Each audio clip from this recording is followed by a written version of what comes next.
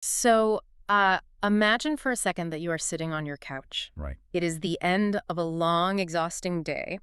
The apartment is quiet. You are just scrolling through your phone, bathed in that familiar blue light, looking for a tiny spark of connection. We have all been there. Exactly. Mm, You are on a dating app or maybe just checking your message requests on social media, and you see a notification pop up, a message from someone new. okay. You click on their profile, and they are, well, they are absolutely stunning. They have this warm, inviting smile. They seem incredibly successful. And as you read their bio, you realize they share your exact niche interests. It feels like fate. It really does. You swipe right or you message back, and over the next few days and weeks, they just say all the right things. They ask about your day. They remember the names of your pets. Which is huge. Huge. They listen when you complain about your boss. They make you feel seen, they make you feel heard, and they make you feel like, for the first time in a long time, you are the absolute center of someone's universe. The dream scenario. Right. You start to think, against all logical odds, that maybe you have finally met the perfect person. It feels like a modern fairy tale.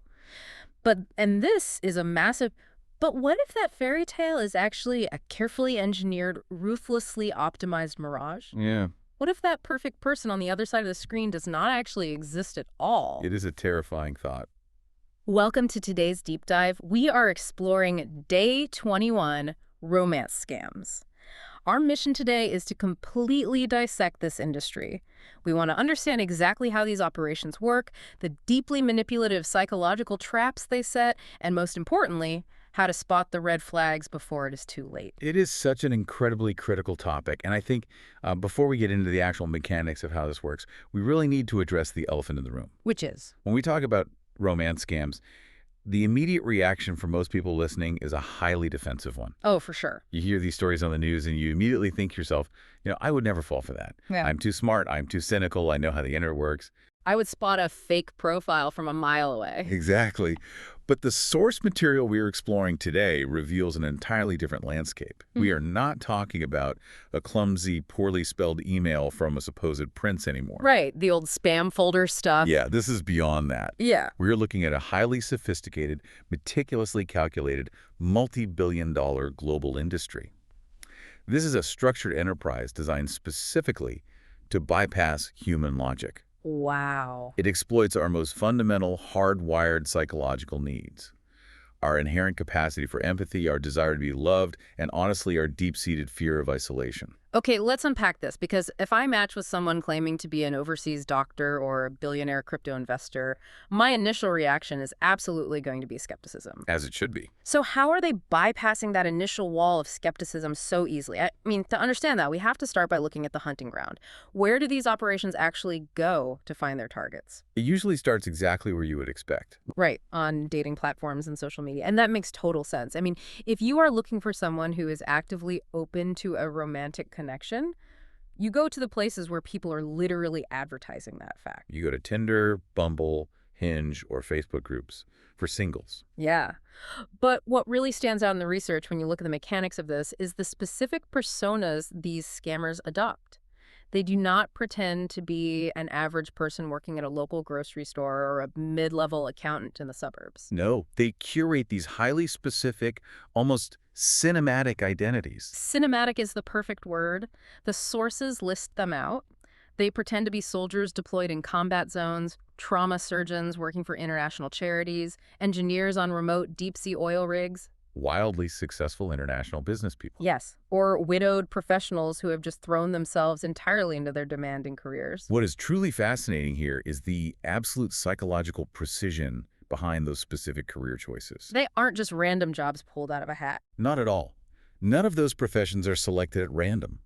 They're carefully focus grouped by these criminal organizations to achieve two goals simultaneously. First, commanding immediate respect, and second, establishing an ironclad excuse for physical absence. Let's look at the soldier example from the text. Let us analyze the soldier deployed abroad exactly. A military uniform inherently commands respect. It implies a sense of duty, honor, discipline, and trustworthiness. You naturally want to support someone who is sacrificing their comfort to serve. Right. It plays on a sense of patriotism and civic duty. But fundamentally, from a logistical standpoint, a soldier deployed in a conflict zone is physically and practically isolated. They are inherently unavailable for a spontaneous coffee date on a Tuesday afternoon. Exactly. They can easily claim that operational security OPSEC prevents them from making regular phone calls or sharing their exact location. Wait, so the excuse for why you can never actually see them is literally baked into their character's backstory from the very first hello? Exactly that. It is a brilliant preemptive strike against the victim's natural desire to meet face-to-face. That is wild. And the same logic applies to the trauma surgeon working in a war-torn country or the engineer stationed on a remote oil rig in the middle of the North Sea. These are high-status, respected professions. Right, so if you are chatting with an oil rig engineer and you say, hey, we have been talking for a week, let's grab dinner. They do not have to panic and invent a lie. They just gently remind you, I would love nothing more, I am dying to see you, but I am currently surrounded by thousands of miles of ocean, and my contract does not end for another 3 months. It is airtight. Furthermore, these personas establish a baseline of perceived wealth. The successful international business person creates this aura of financial stability. Which is crucial, right? It is crucial because it disarms the victim later on. When the money requests eventually start happening, the victim thinks, well, they're the CEO of an import-export firm. They obviously are not trying to steal my $5,000. They just have a temporary cash flow problem. Precise. And then there is the widowed professional persona mentioned in the sources.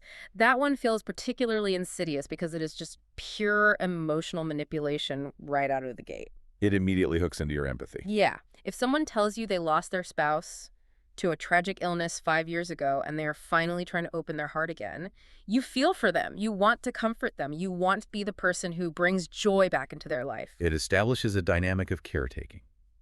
You become emotionally invested in their healing process.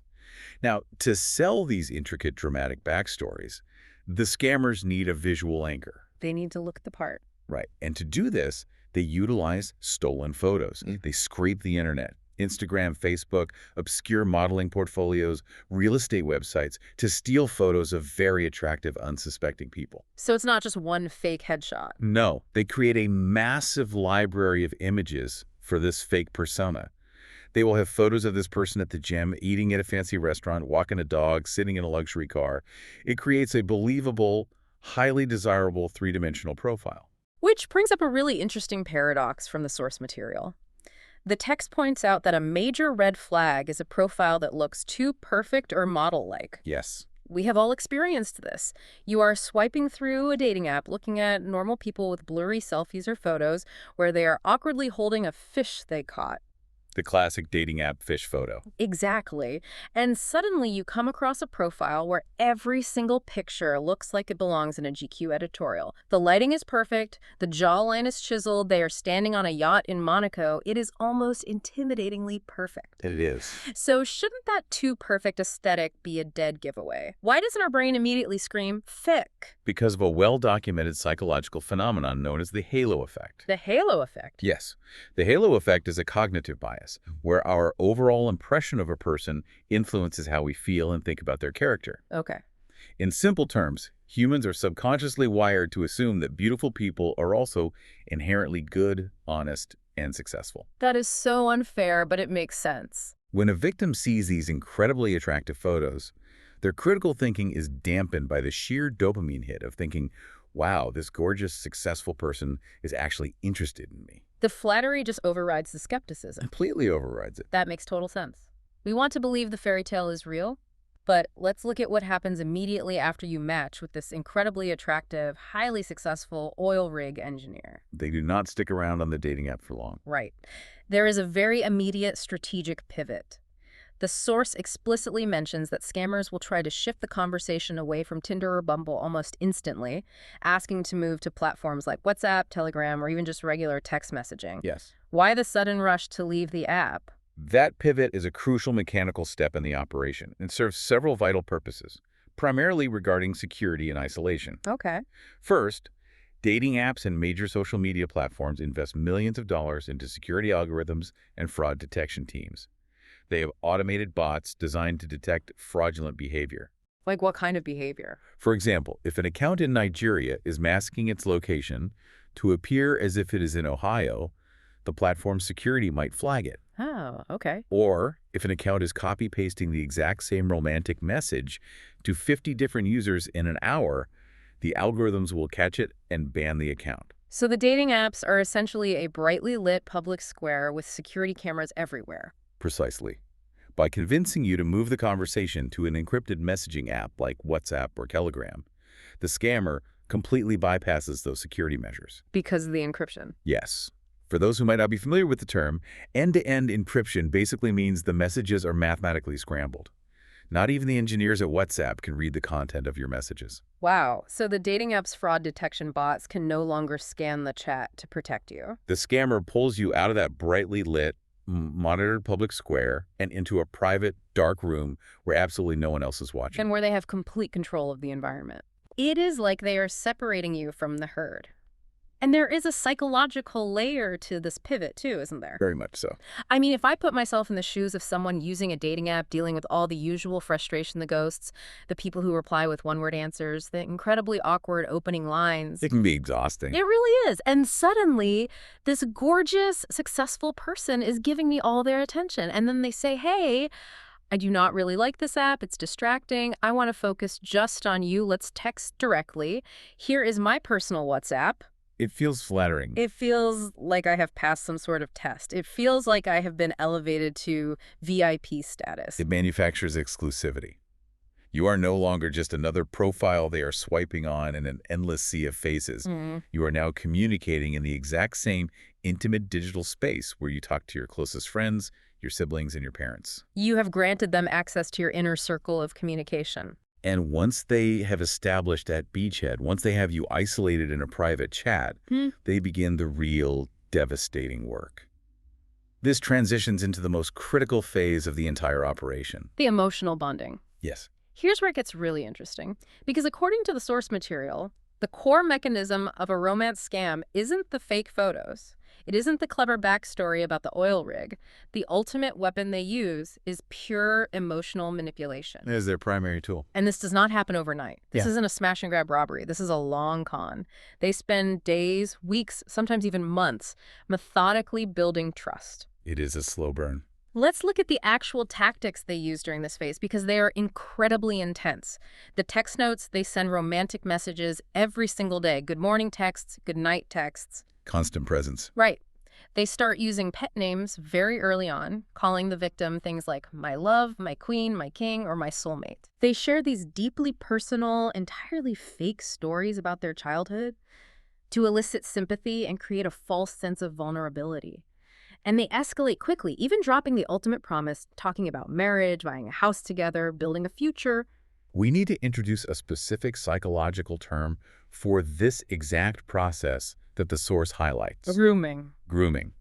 Now, we typically hear the term grooming in the context of other dark predatory behaviors, but here it applies to a very specific form of psychological conditioning. Right. Grooming in a romance scam is the deliberate, calculated process of making the victim feel deeply emotionally connected, building an unbreakable layer of trust, and ultimately creating a severe emotional dependency on the scammer. I want to push back on that for a second, though. Okay. When you list out those tactics, the constant daily messages, calling someone your soulmate after a week, planning a wedding with someone you have never met from the outside, looking in logically, it sounds completely unhinged. It does sound extreme. If my best friend told me, hey, I met a guy online on Tuesday, and by Friday he was calling me his queen and saying we should look at real estate in Tuscany, I would tell my friend to block his number and run for the hills. Absolutely. It feels like a massive red flag. Why doesn't the victim see it that way? Because you are analyzing it from a state of emotional neutrality. You have to view it through the lens of a psychological tactic called love bombing. Love bombing. I've heard that term. Love bombing is an attempt to influence a person by demonstrations of attention and affection. It is overwhelming. So it's like sensory overload for your emotions. Exactly. When someone is showering you with compliments, validating your insecurities, and painting a vivid picture of a beautiful future together, it triggers massive dopamine and oxytocin spikes in the brain. It is physically intoxicating. The scammer is not just trying to make the victim like them. They are trying to create a feeling that the victim is the most important, cherished, unique person in the entire world. When someone makes you feel that vital to their existence, especially if you have been feeling invisible or lonely for a long time, your logical defenses simply melt away. You want the fantasy to be true so badly that you willingly ignore the logical inconsistencies. It is almost like walking onto a used car lot, but instead of aggressively trying to sell you a faulty sedan, they are aggressively selling you a fairy tale future. That is a great analogy. They do not give you a single second to step back, take a breath, and look under the hood. They are constantly flooding your system with positive reinforcement. And if we connect this to the bigger picture, it is all about manufacturing an intense artificial intimacy. Think of it as an emotional bank account. An emotional bank account. I like that. The scammer knows that to eventually execute the financial theft, they need capital. So they spend weeks making daily deposits into this emotional bank account. So a compliment about your smile, That is a deposit. a 2-hour late-night phone call where they just listen to you vent about your family drama. That is a massive deposit. Yeah. Telling you that you are the soulmate they have been searching for their entire life. That is maxing out the deposit limit. They are furiously, relentlessly filling up this emotional bank account. They listen to the victim's fears, their dreams, their daily struggles. And they adapt. Yes, they mirror the victim's values. If the victim loves dogs, the scammer suddenly has a tragic story about a childhood golden retriever. Oh, that is manipulative. If the victim is deeply religious, the scammer suddenly wants to pray together over the phone. They morph themselves into the exact puzzle piece that the victim is missing, And they do all of this for one single sociopathic reason. so that they can make a massive, devastating withdrawal later on. That emotional bank account analogy is brilliant and terrifying. They are artificially inflating this massive balance of trust and affection. Yes. And once that balance is high enough, once the victim is completely, utterly hooked and dependent on this daily dopamine hit they strike. That is the pivot point. Right. And this is the turning point in the scam mentioned in our deep dive outline. After weeks or months of pure, unadulterated romance, where everything feels perfect and you are just floating on a cloud of love, a sudden crisis hits out of nowhere. The narrative shifts violently. This is the exact moment they finally ask for money. And we must note that the timing of this crisis is never accidental.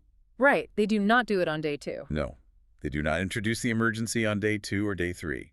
They wait until the emotional dependency is firmly, unshakably established. They wait until they know the victim would do practically anything to maintain the relationship. Only then do they pull the trigger.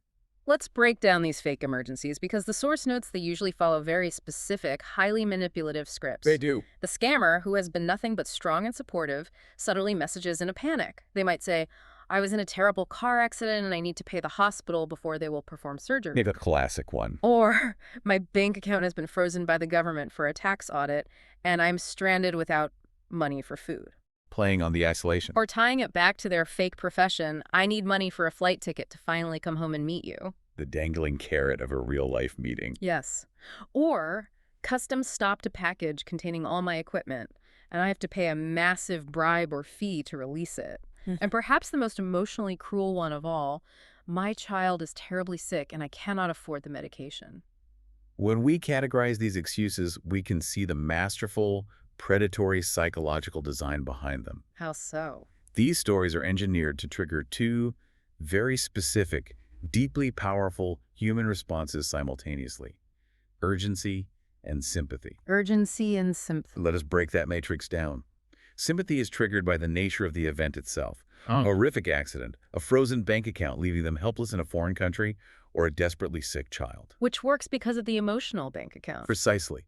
The victim has spent months falling in love with this person. They care about them deeply, so naturally they are profoundly distressed that their partner is suffering. Right. But sympathy alone is not always enough to make someone liquidate their retirement savings or take out a second mortgage. Because even if I am sympathetic, I might say, well, let's talk to the embassy, or let's figure out a logical solution. Exactly. That is why the scammer injects extreme urgency into the narrative. Right. It is never a casual request. It is never, hey, my kid is sick. I might need some help with the bills next month. Let's talk about it. No. It is always a high-stakes, ticking clock scenario.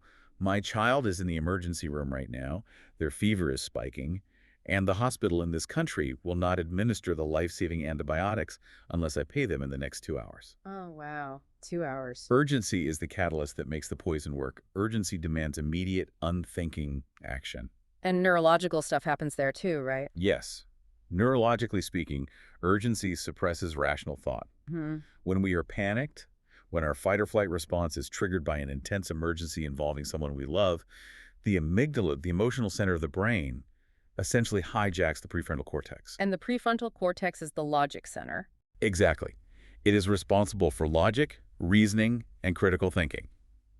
We, quite literally, lose access to the analytical part of our brain. We stop asking the obvious logical questions. We do not stop to think, wait a minute, why does not an international highly paid trauma surgeon have comprehensive health insurance? Or why can't your multi-million-dollar oil company pay for your flight home? Or why has not your bank resolved a frozen account issue for a wealthy client? The brain just does not have the bandwidth for those questions in that moment. The victim just wants to solve the immediate problem, relieve the suffering of their soulmate, and restore the romantic equilibrium they have grown addicted to. It is a total psychological whiplash effect for the victim. I mean, just picture it. You go from this euphoric, peaceful, romantic high, this honeymoon phase, where all you are doing is picking out names for your future pets and looking at real estate listings together. And suddenly you are plunged into a highly stressful life-or-death emergency. It completely disorients you.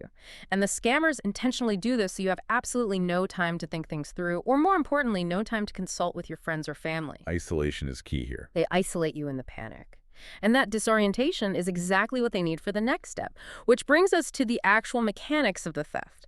Because once they have you panicked, completely bought into the emergency and eager to help, how do they actually get their hands on your money? The transfer phase. I saw in the notes that they usually ask for payment in really specific, almost bizarre ways.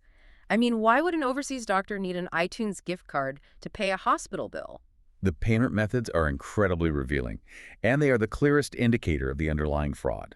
The operations rely on 4 primary methods of wealth transfer according to the source: Which are retail gift cards, cryptocurrency, international wire transfers, and peer-to-peer online payment apps. Let's focus on the gift cards for a second. To a casual listener, the idea of paying for a loved one's emergency appendectomy with a stack of Steam gaming gift cards or Target gift cards sounds completely absurd. It does sound absurd. How do they convince the victim that this makes sense? In the heat of the manufactured panic, the scammer always has a convoluted, highly rehearsed excuse for why this bizarre method is the absolute only option. They script it out. Yes. They might claim that because their main bank accounts are frozen, their credit cards are declining, but the International Hospital's financial department somehow had an alternate portal that accepts prepaid Apple or Google Play cards. That is such a stretch. Or they might say they need to buy specialized medical equipment online that only accepts crypto. The victim, blinded by the urgency we just discussed, accepts the convoluted logic. But to answer your question about why the scammers prefer these methods, it comes down to the harsh reality of modern financial fraud. These specific methods are chosen because they are entirely decentralized, incredibly hard to trace, and virtually impossible to recover once the transaction is complete. Let's break down exactly how that works, because if I send money to my landlord using a traditional bank transfer, there is a massive paper trail. A very clear trail. My bank knows exactly what account the money went to. They know who owns that account. And if it turns out to be fraud, my bank can flag it, freeze the receiving account, and maybe even reverse the transaction if I catch it fast enough. Exactly. So how do the scammers wash the money so quickly with the gift card? Let us use the gift card example, as it is one of the most common and devastating. Suppose the victim goes to a local pharmacy, buys $2,000 worth of Apple gift cards, scratches off the back, and sends the redemption codes to the scammer via WhatsApp. Okay, they have the codes. The scammer does not use those cards to buy movies or music. Oh. They are plugged into an entire secondary illicit economy. The dark web. Yes. The scammer immediately takes those codes and logs onto a dark web marketplace or a specialized forum. They sell those codes to a gift card broker at a discount. So they sell a $500 card for, what, $300? Exactly, selling it for $300 in clean cryptocurrency. Wow. That broker then aggregates thousands of these cards and uses them to buy high-end electronics like iPhones or laptops, which are then shipped overseas and resold at retail price. The laundering process is instant. The victim's money is completely washed, layered, and untraceable in a matter of minutes. Once you send that alphanumeric code over a chat app, the value is liquidated instantly. There is no central fraud department, no bank manager, no customer service hotline that can reverse that transaction. None. And the same logic applies to cryptocurrency. Because it's anonymous. Precisely. Cryptocurrency is inherently decentralized and anonymous. If a victim is walked through the process of converting their savings into Bitcoin and sending it to the scammer's digital wallet, the scammer immediately runs that Bitcoin through what are called tumblers or mixers. Mixers. These are services that blend the stolen crypto with thousands of other transactions, scrambling the digital trail so completely that even advanced forensic investigators cannot easily follow the money. So it's basically throwing a cup of water into the ocean. You're never finding that specific cup of water again. That is a perfect way to visualize it. As for wire transfers sent internationally, particularly through non-bank money transfer services, they are often picked up in cash by money mules. Using fake IDs, I assume. Using fake identification in countries with lax financial regulations, the moment the cash is handed over the counter, it vanishes into the local economy. So the core takeaway here is finality. Finality. Right. Once the money is sent through these specific channels, it is gone permanently. Which is absolutely heartbreaking, especially when you consider that victims often drain their life savings, take out massive loans, or even remortgage their homes to help someone they believe they are going to marry. It destroys lives. And this brings up a really crucial question. It is the question I am sure you, the listener, have been wondering as we walk step by step through this process. The big why. Knowing all of this, seeing the obvious red flags laid out objectively like this, understanding the bizarre payment methods, why do smart people fall for this? It is a question we hear constantly. It is so easy to sit in judgment from the outside. But the underlying psychology here really shifts the perspective. It does, and it is absolutely vital that we understand this psychology to avoid the trap of victim blaming. Right. We must remember the extensive, laborious groundwork the scammer laid over months. We established earlier that scammers act kind, loving, supportive, and completely devoted for an extended period. Making those daily emotional deposits. Yes. But more importantly, drawing directly from the text, they spend those weeks studying the victim's emotions and weaknesses. They are profiling their target. So it's custom-tailored abuse. They do not just blindly ask for money. They tailor their psychological manipulation based on the specific weaknesses and life circumstances of the victim. It seems there are specific vulnerability factors mentioned in the source that make someone a prime target. Yes, very specific ones. It isn't about intelligence or gullibility. It is about emotional state. Things like profound loneliness, recent heartbreak, or chronic stress can make someone significantly more vulnerable. Absolutely. If you are recently divorced and feeling like you will never be loved again, if you are grieving the sudden loss of a spouse of 30 years, if you are a senior citizen who is incredibly isolated and your family rarely visits. Or even if you're just going through a highly stressful transitional period in your life. Right. You have a massive emotional void. You are carrying a heavy burden, and you are desperate for someone to help you carry it.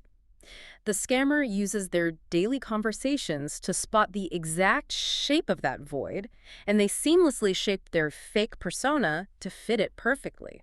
If we connect this to the bigger picture, it becomes clear that absolutely anyone, regardless of their IQ, their level of education, their professional success, or their technological literacy, can become vulnerable to this type of manipulation if they're going through a difficult emotional season. Intelligence does not make you immune to the pain of loneliness. A PhD does not inoculate you against the raw agony of grief.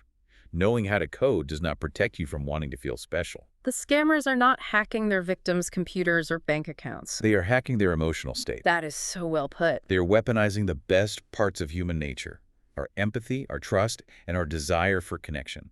By deeply understanding this, we remove the unfair stigma attached to the victims. The blame does not lie with the person who wanted to be loved. The blame lies entirely, 100%, on the sociopathic, calculated tactics of the organized crime rings running these scams. Absolutely.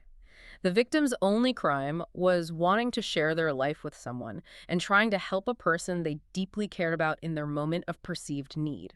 Which is a beautiful human trait. It really is. So what does this all mean for us? If the psychological traps are this sophisticated, how do we protect ourselves, our parents, our friends, and anyone navigating the world of online dating? We need to synthesize the absolute warning signs. Right, the definitive red flags from the source that indicate you are dealing with a predator. Let's go through them to make sure they are front and center in your mind. Okay. First, look out for the pacing. If they say, "I love you" incredibly quickly, Real sustainable love takes time to build through shared experiences and genuine vulnerability. It cannot be rushed. If someone is declaring you their soulmate, their king, or their queen by day 3 of chatting on WhatsApp, that is a rehearsed script, not a genuine feeling. It is love bombing. Second, and this is a massive operational vulnerability for the scammers, they will chronically avoid video calls. Yes, the video call excuse. We live in an era where everyone has a high-definition camera in their pocket. If the wealthy oil rig engineer or the globe-trotting doctor refuses to get on a quick FaceTime or Skype call, even just for 2 minutes to say hello, it is because they cannot. Because the person typing on the keyboard in a boiler room does not match the stolen photos of the supermodel on their profile. Precisely. They will always have an excuse. The camera is broken, the military base does not allow video, the internet on the rig is too slow. Third, they always have dramatic excuses for not meeting in person. There is always a sudden, unexpected military deployment, an emergency business trip to Dubai, a delayed visa application, or a sudden illness. The physical meeting is perpetually postponed, usually right at the last minute. Always at the last minute. Fourth, pay attention to consistency. Because these scammers are often running dozens, sometimes hundreds of these long cons simultaneously, they might slip up. Their story might change. Right. They might forget a detail about the fake life they created for you, or mix up the names of their supposed family members. And finally, the ultimate, undeniable red flag. The big one. They suddenly ask for money. This is the culmination of the entire operation. Which brings us to the ultimate safety rule. The absolute core defensive mechanism you need to internalize from today's deep dive. It is the golden rule. It boils down to a very simple, non-negotiable mantra. The source text actually frames it beautifully with a phrase, online pyar mein paisa mat bejo. Never send money for online love. Exactly. Never mix online romance with money. Never, under any circumstances, send money, gift cards, or cryptocurrency to someone you have not met in real life. It does not matter how convincing their backstory is. It does not matter how many photos they send. It does not matter how deeply they say they love you. And it certainly does not matter how catastrophic or heartbreaking their emergency seems. It is a harsh boundary to set, especially when your emotions are highly activated and your empathy is screaming at you to help. It feels wrong to say no when you care. It does. But it is the only guaranteed way to protect yourself. True love, especially in the early stages of a relationship, should never require emergency wire transfers or iTunes gift cards. A genuine partner who cares for your well-being will not put you in financial jeopardy to solve their own problems. Never. So, to wrap up today's depth dive, what we have learned is that romance scams are far more complex than a simple trick to steal a few bucks. They are devastating, prolonged, emotional heists. Emotional heists, that's exactly what they are. They are elaborate, multi-layered theatrical productions built on stolen visual identities, fabricated dramatic backstories, engineered crises, and weaponized empathy, And the financial loss is often crushing. leaving victims in crippling debt. But the psychological betrayal, the horrifying realization that the person you confided in, the person you fell in love with, the person you planned a future with, was actually a predator systematically studying your weaknesses. That emotional devastation can take years, sometimes a lifetime, to recover from. We are asking you, our listener, to share this knowledge. Bring this up at dinner. Talk about this with your single friends. Talk about it with your parents, your grandparents. Education is the best prevention. The more light we shine on the mechanics of these operations, the less power they have in the dark. I could not agree more. In a world where we are constantly bombarded with information and where the modern epidemic of isolation can make us crave connection more than ever, critical thinking is your absolute best defense. Right. We must learn to always question the context, look for the behavioral patterns we discussed today, and protect your emotional bank account just as fiercely, if not more fiercely, than your financial one. That is so true. Protect the emotional bank account. And I want to leave you with a final provocative thought to mull over as you go about your day. Okay. Our discussion today heavily highlighted that a major way to spot these scammers, their Achilles heel, so to speak, is their reliance on avoiding video calls and hiding behind static, stolen photos. That is the one barrier they struggle to cross right now. right now. But as deepfake video technology, live face swapping, and AI voice generation become cheaper, incredibly sophisticated, and accessible to anyone with a laptop, the game is going to change dramatically. It will be a new frontier. This raises an important question for all of us. How will we be able to trust our own eyes and ears when the digital perfect match finally agrees to that video call, and the face perfectly matches the stolen photo, and the voice perfectly matches the charming persona, but it is all being generated by an algorithm in real time? That is a chilling thought. How do we protect our hearts in a future where seeing and hearing is no longer believing? Think about that. Keep your guard up, keep your critical thinking sharp, and until next time, stay safe out there.